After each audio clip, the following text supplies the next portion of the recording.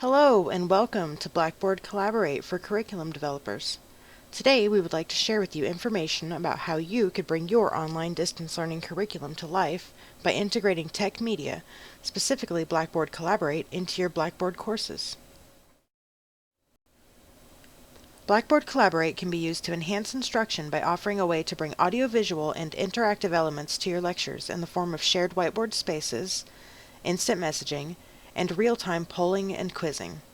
Additionally, Collaborate can be used to hold web conference meetings with others all over the world. Virtual office hours can also be held through Collaborate, which allows students an opportunity to communicate in a more connected manner with instructors.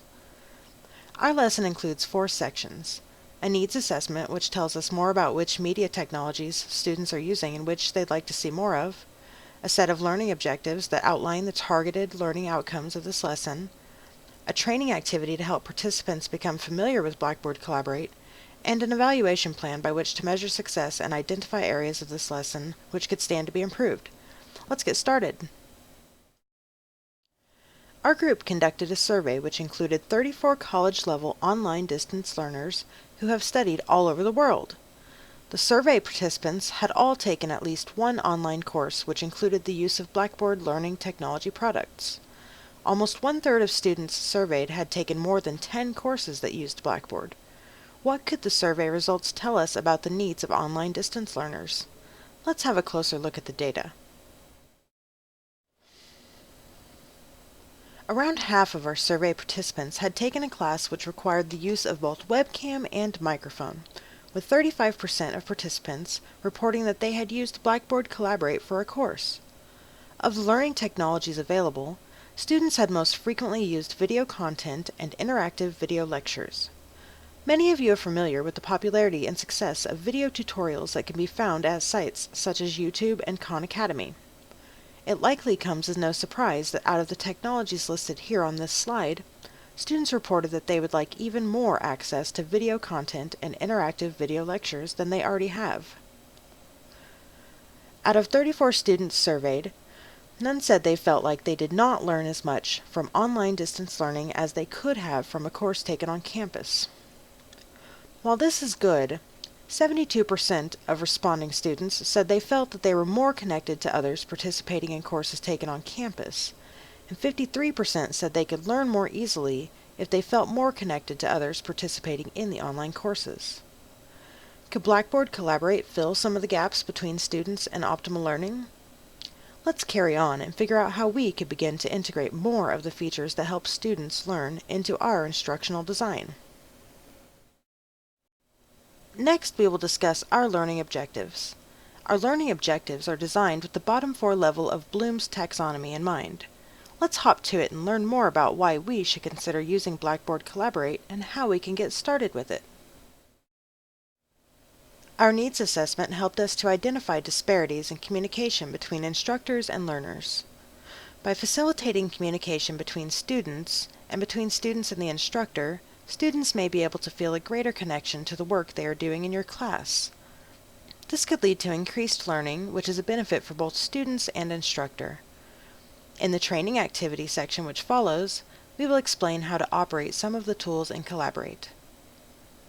Our 4 main learning objectives are: identify disparities in communication, explain how Blackboard Collaborate can address disparities, operate Blackboard Collaborate at an introductory level, and compare and contrast between the performance of students and curriculum designers before and after the use of Blackboard Collaborate.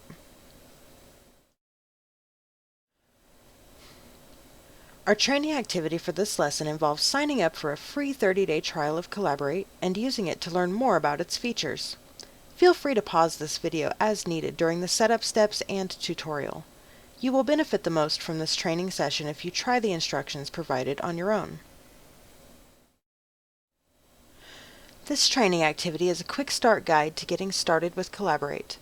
Before we begin, if you do not have access to Blackboard Collaborate already, please visit try.bbcollaborate.com/trial/register.go. This link is located in the information area below this video for your convenience.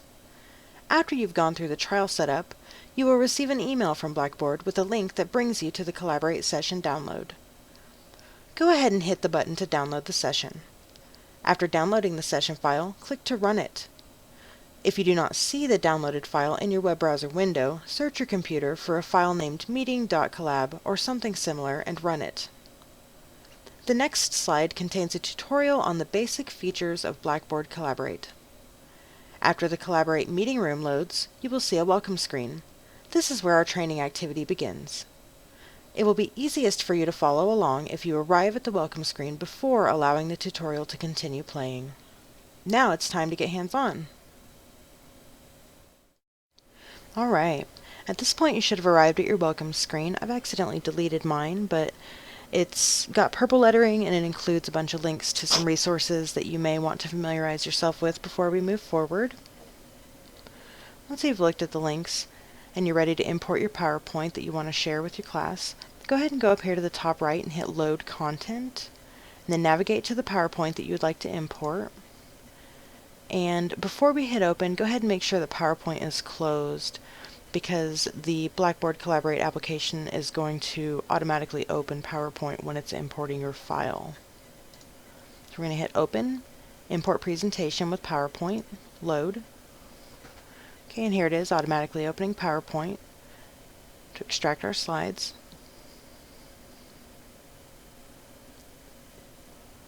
Alright, we see the slide names. Progress bar is moving to 100%. Okay, and the Page Explorer pops up and shows us the slides that we've imported. If we want to delete more than one slide at a time, this is the place to come to. And we would do that by clicking the first slide that we want to delete, holding down Shift, clicking the last slide, and then hitting the delete button. We're not going to do that because we're not done with these yet. Students are going to access your Collaborate session by either a link that you provide to them or by a direct invitation from you. If we want to record our session so that we can revisit it later, we can choose the record button up here. We're not going to do that. If we want to navigate through our slides, we can use the drop down here and just select whichever slide you want to go to. Over here on the left, we have an opportunity to share our webcam and or microphone. Below is an area where we can see who is in our Collaborate course session. Participants have an option to use these emoticons. We can choose to show that we are away. We can raise our hand to show that we have a question. Or here is a yes or no response to a poll. Say the instructor has a question for all students in the course session and the students can come here to respond. Down below there is an instant message area where students and instructors can communicate in real time. Here I am communicating with myself. Right back up here, we have a toolbar that we can use to modify the slide while we are discussing it with our participants. We can also use this to change our icon into a fancy sunshine, makes it easier to see. Here's a rectangle feature that we can use to draw attention to certain areas of our slide. We can add screenshots, images, draw straight lines, do freeform drawing, and this last one we can select objects. Say we're done with these modifications and we just want to clear them away. We can go up here and hit Clear Page, and they're gone. One nice feature of Collaborate is the ability to break your participants up into breakout groups so that they can work together and then everybody can come back and rejoin the group again when they're done. To do that, we're going to go over here. We're going to hit Create Breakout Rooms. We don't really have any participants right now, that's okay. We're going to create one breakout room and there we are. Here it is. Pretend like we have 3 participants in our breakout room. We want to go in and see what they're doing. We can enter the breakout room. Maybe they're in here having great ideas.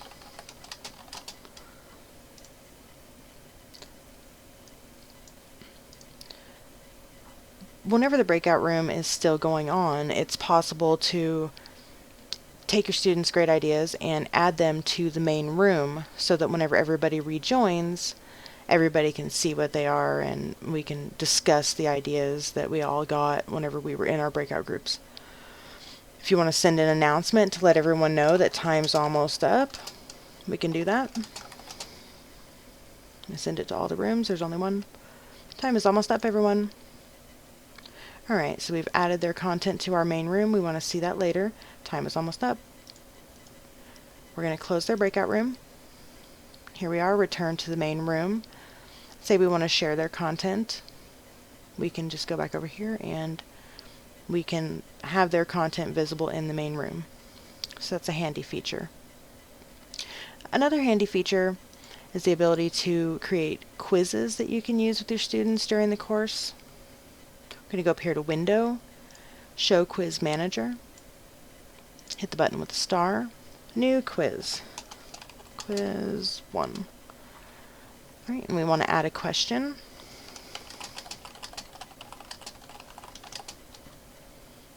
Add some responses.